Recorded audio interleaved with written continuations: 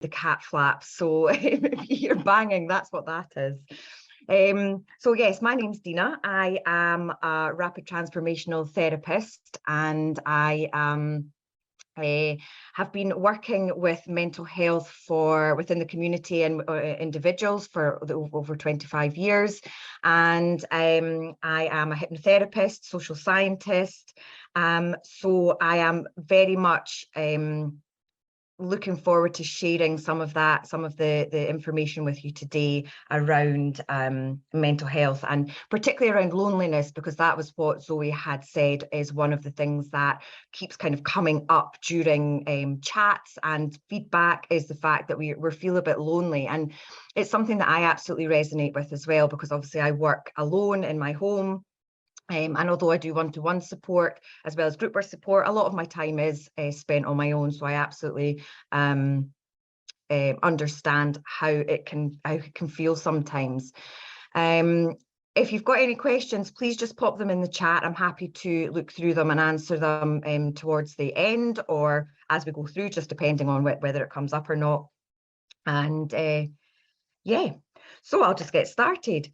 So with loneliness, I mean, I suppose with mental health in general, every day we wake up and we get ready to take on whatever life throws at us. And the vast majority of us go through our day-to-day lives with that determined focus to get through the task at hand, so we can then move on to the next one. Oh, sorry, I was just reading that question there. So we rarely take a moment just to stop and breathe and think. And it sometimes can be because we're frightened of what we might find when we take that stop and that breath, or we don't know how to, or we don't think it'll help, or sometimes it's just because we don't give ourselves the time to really kind of think about and stop. So I did think for this particular session, just to kind of get us into the rhythm of it and into the space that we're going to be talking through today, I thought it would be really helpful if we could just take a breath. So if you put everything down, so you don't have your coffee or your tea in your hands, and I just want you to take a big, deep breath in and breathe out. So you're breathing into this space.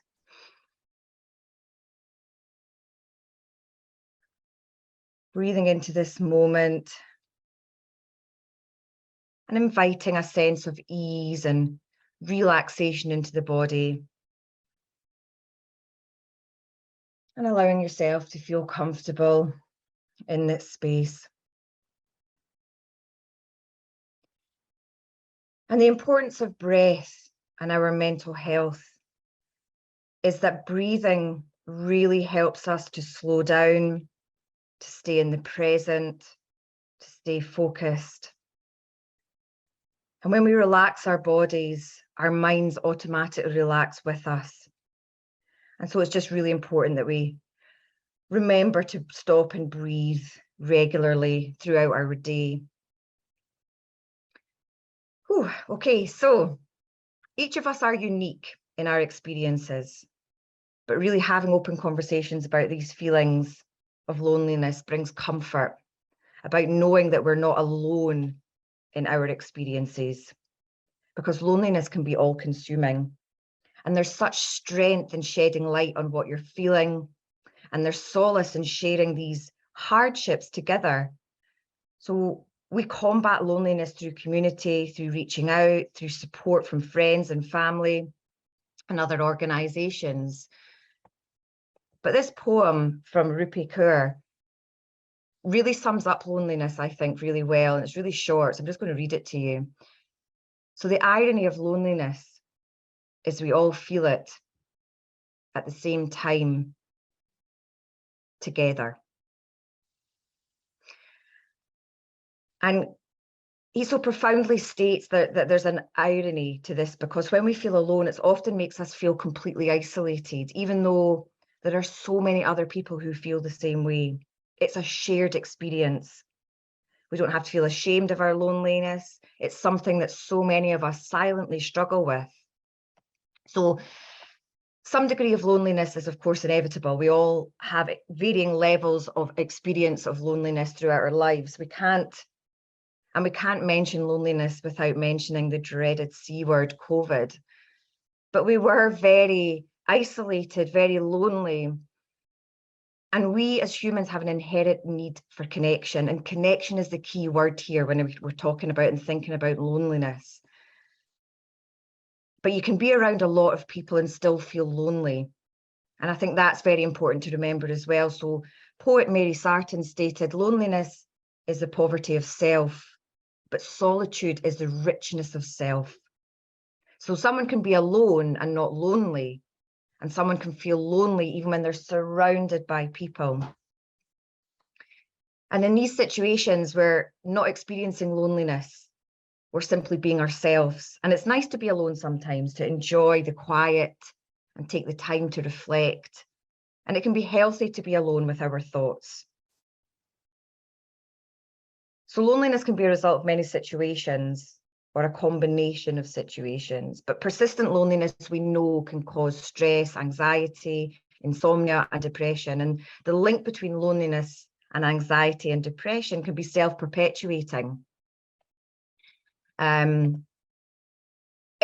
We end up kind of being in this vicious cycle. So lonely people feel less able to socialize because of social anxiety or depression, which makes them feel lonely. And then the cycle kind of goes on and it fuels the cycle. So when I've talked about there about connection, loneliness is about the connection to ourselves and to others, to the earth, to the universe, or whoever you believe brought you here. Learning to feel connected to yourself and getting to know yourself and investing time in yourself is really one of the main ways to combat loneliness.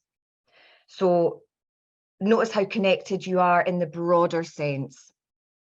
So connection is like the feeling of landing in the present tense, what is around you in the here and now, and fully immersed in what occupies you, paying close attention to the details of your experience. And that's like the richness of diversity and the richness of sameness as well. And I'm going to talk about how we can do that, how we can manage that, how we can manifest that feeling of connection to the wider world around us. So there's that really famous poem. I don't know why I've used poems, but I just think that poems are really a great way to connect with how others feel. And loneliness has actually been within literature for hundreds and hundreds of years. But there's that really famous poem by William Wordsworth, the Loneliness Cloud one. In fact, let me just get it up. I'm sure most of you have heard it, but I'm going to read it here. I wandered lonely as a cloud that floats on high over valleys and hills, when all at once I saw a crowd, a host of golden daffodils, beside the lake, beneath the trees, fluttering and dancing in the breeze. Continuous as the stars that shine and twinkle on the Milky Way, they stretched in never-ending line along the margin of a bay. 10,000 saw, I at a glance, toasting their heads in sprightly dance. The wave beside them danced, but they outdid the sparkling waves in glee. A poet could not be gay in such a jostled company. I gazed and gazed, but little thought what wealth the show to me had brought. For oft when on my couch I lie, in vacant or in pensive mood, they flash upon that inward eye, which is the blue bliss of solitude. And then my heart with pleasure fills and dances with the daffodils. And a reason I read that is because, again, thinking about loneliness and connection to nature is what he talks about, and feeling connecting to yourself and the earth. And this feeling of connection when you don't have people around you that you can connect with is so important for ourself, our feeling of joy, our feeling of connection to everybody and everything around us. And according to the research from the Mental Health Foundation, people who are more connected with nature are usually happier in life. and more likely to report feeling their lives are worthwhile. And so nature can generate a multitude of positive emotions, such as calmness, joy, creativity, and can facilitate concentration.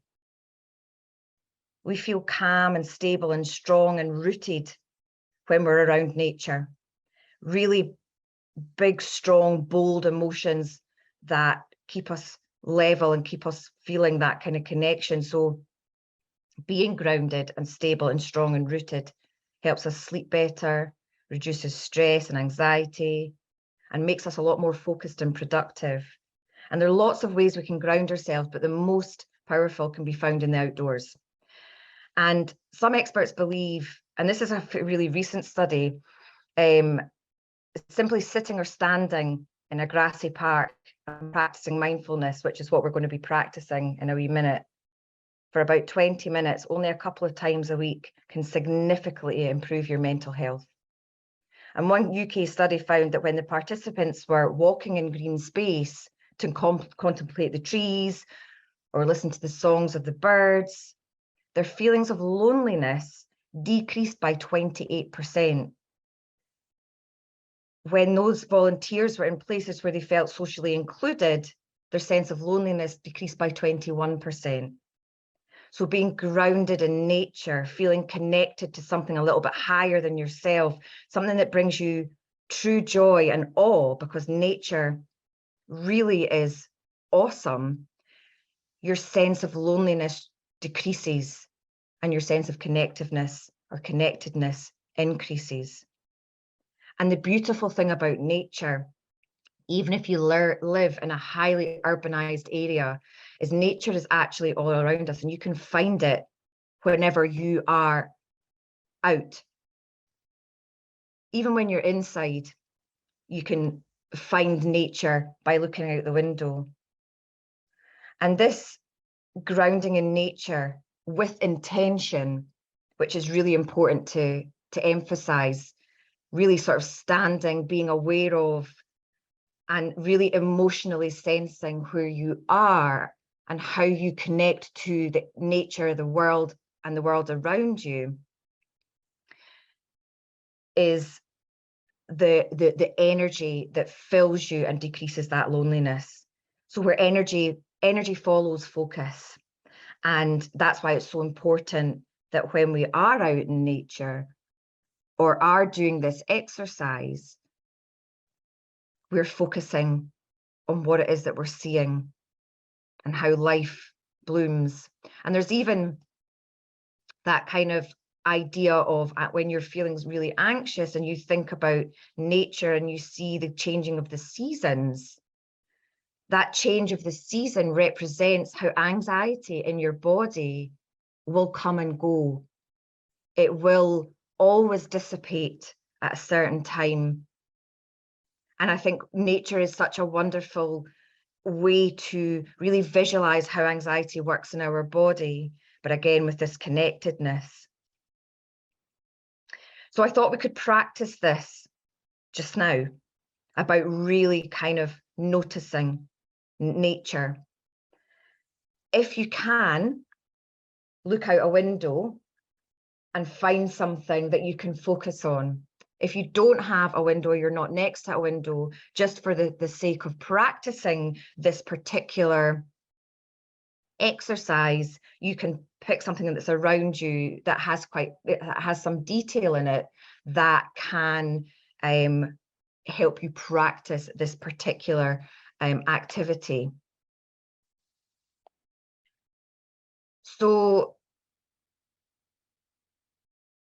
again, we always start with the breath. We always start with grounding us where we are and thinking about our intention. Our intention is to connect with nature. Our intention is to feel connected. Our intention is to feel less lonely. And so you take a few breaths, like we did at the beginning, just to really find ourselves in that space. And looking out that window, where there are sights to be seen outside. And remember, when we're doing this exercise, I always think it's really important to know when we're doing any mindfulness is that we're not trying to get rid of our thoughts or make our mind go blank. People often worry or panic that they're not doing it right.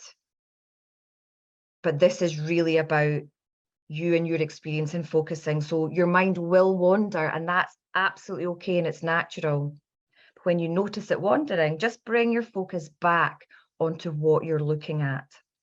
Okay. So look at everything there is to see, wherever it is that you're choosing to focus.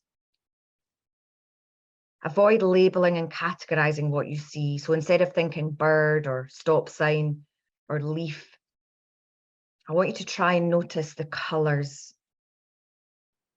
the patterns, the textures. So if you're looking at a leaf, for example, you're looking at the colors, the multitude of colors actually on that leaf. It's not just green, it's all the shades of green. And when the light shines off it, those colors change, the shades change, the patterns change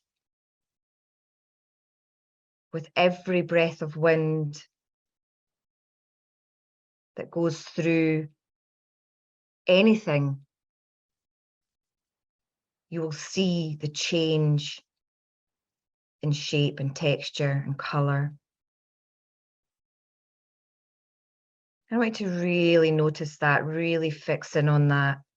And again, if your mind wanders, it's okay, just bring it back to what it is that you're focusing upon. Just pay attention to the movement of the thing that you're looking at. And if you're not able to look out at the window at the moment, just move the object in your hand and notice the movement and how it changes.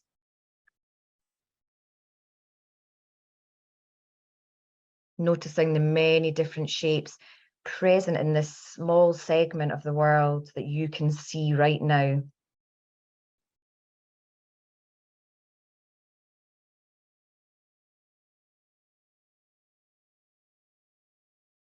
Try to see the world outside the window from the perspective of someone completely unfamiliar with these sights, somebody who's never seen what it is that you're seeing right now.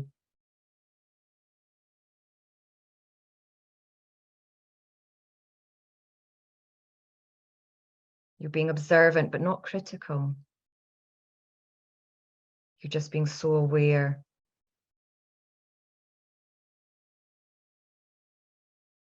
And when you are out in nature, or if you're able to now be looking out the window at something that is coming from nature, think about the wider context of that. Where did it come from? How did it get there? How did it grow?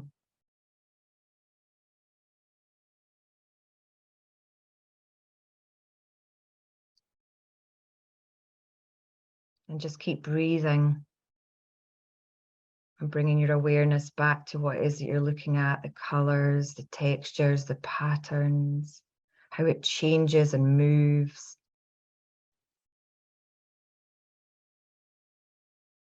Everything about it. And when you're actually outside doing this, you can even take in the smells,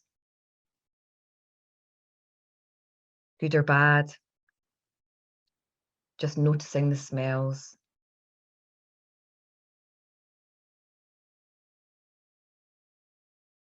But the wider context is so important. If it's a flower you're looking at, thinking about its life cycle, you don't need to be a scientist to know how flowers grow, seeds, where they come from, the fact that the birds move them around.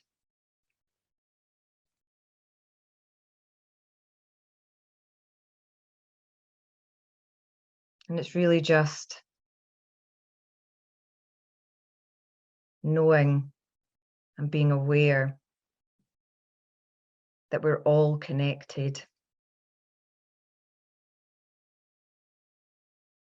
by something much greater than us.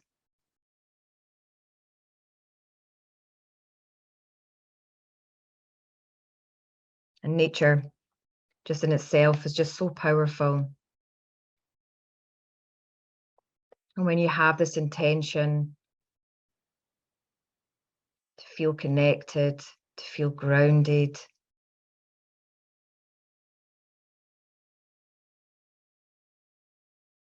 knowing that from a personal level how it makes you feel, but also the fact that you know through numerous studies that your feeling of loneliness will decrease. And it takes practice.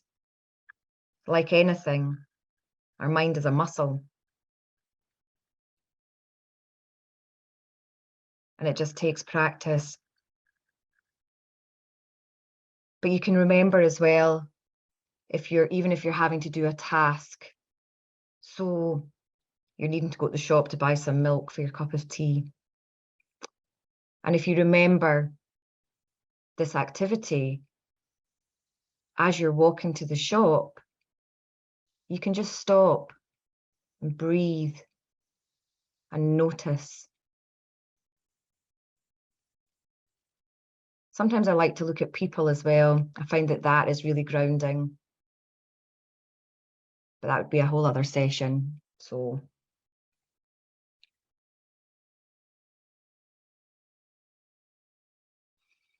we just bring our attention back to this space. And part of the reflection we're going to be doing within our groups is really to discuss how that made you feel, what you noticed about your experience, how it made you feel in the moment when you were truly focused, and how you feel this could support you to feel more connected, and how you can bring it into your daily life. And the reason this activity is so beautiful is it's in its simplicity. You don't need to take out a huge amount of time out of your day. You know, you don't have to travel very far to do this. You can really build it into your day and have it as part of your, like brushing your teeth. I don't know why I keep talking about tea, but having a cup of tea, having a cup of coffee, looking out the window, stopping, breathing, and taking that moment to feel that connection. You can just add it into your day.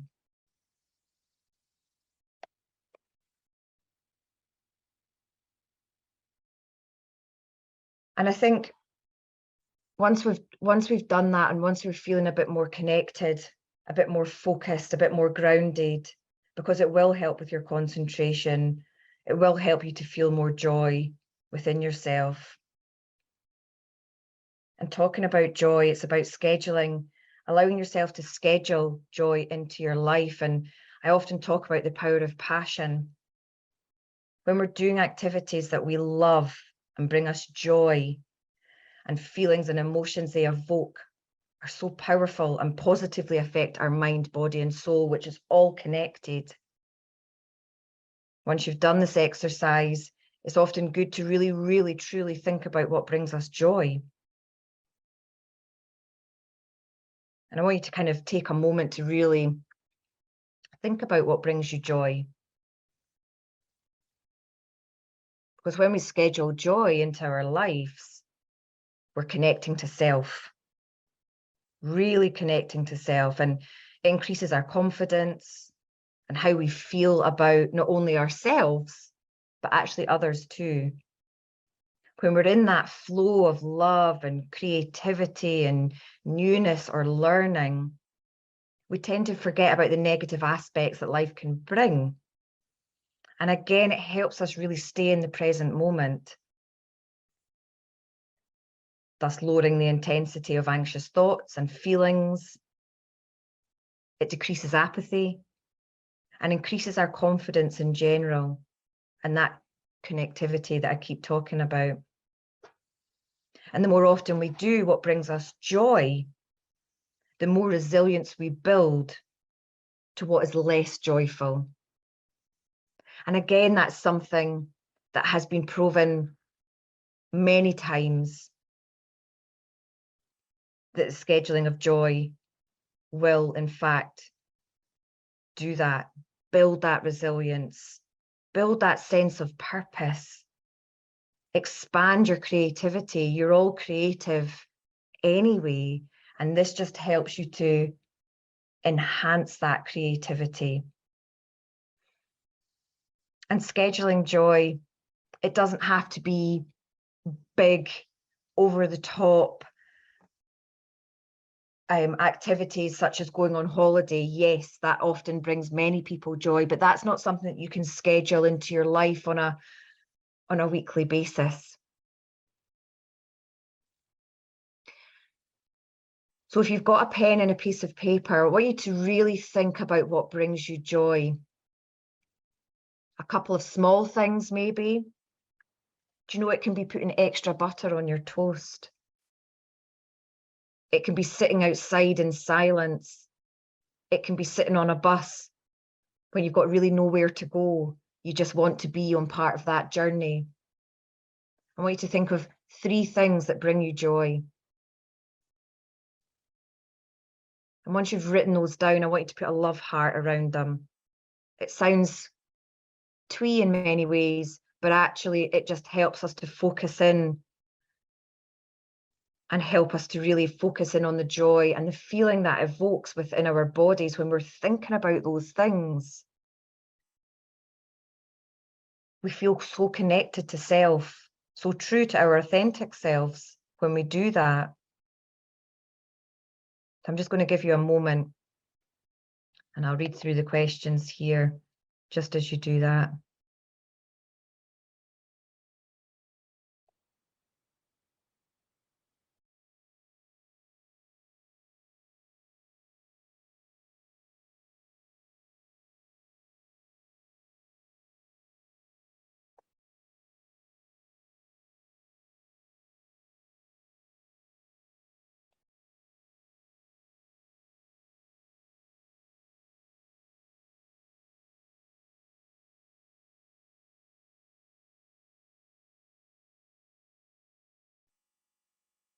Yeah, I'll put the questions into the chat box for that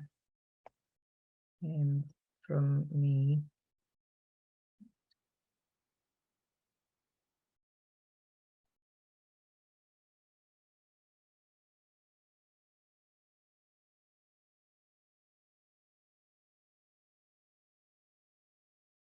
And when you're writing these things down that bring you joy, I want you to really focus in on the feeling, because even me talking about it, even though I've not directly written down what brings me joy, I feel that warmth inside my body.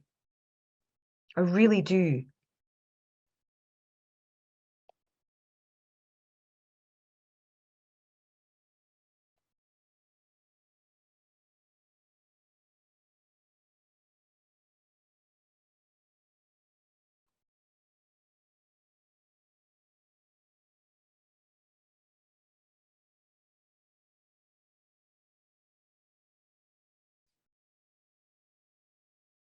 So we're going to be going into the breakout rooms really shortly.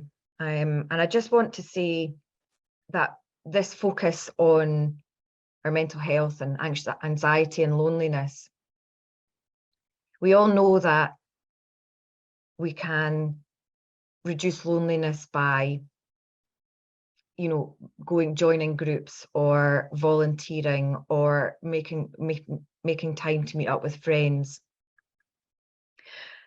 But the reason I decided to go for feeling in the wider context and the connection to self as well as nature is because often we, on a daily basis, will be sitting in our rooms, in our offices on our own. And this is really just a way for us to make sure that we are continuing to feel that connection, even when we don't have the physical connection of other people.